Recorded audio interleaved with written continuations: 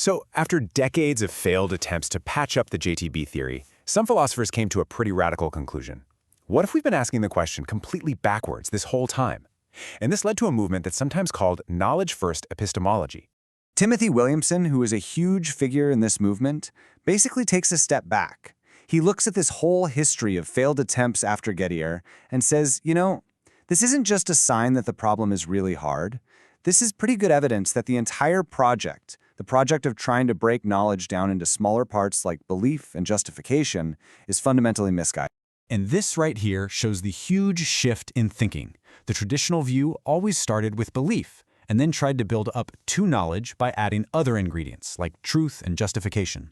The knowledge-first view completely flips that on its head. It says knowledge is the starting point. It's a basic, fundamental mental state that you can't break down any further. From this perspective, you don't explain knowledge using belief, you actually explain belief using knowledge. Believing something is just treating it as if you know it. So for these knowledge-first thinkers, the whole search for a neat definition of knowledge was just doomed from the beginning.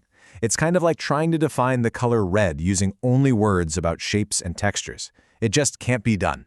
Knowledge, they argue, is its own thing, a fundamental category of our minds. It's a controversial idea, for sure, but it's a very powerful way to get out of the maze that Gettier created.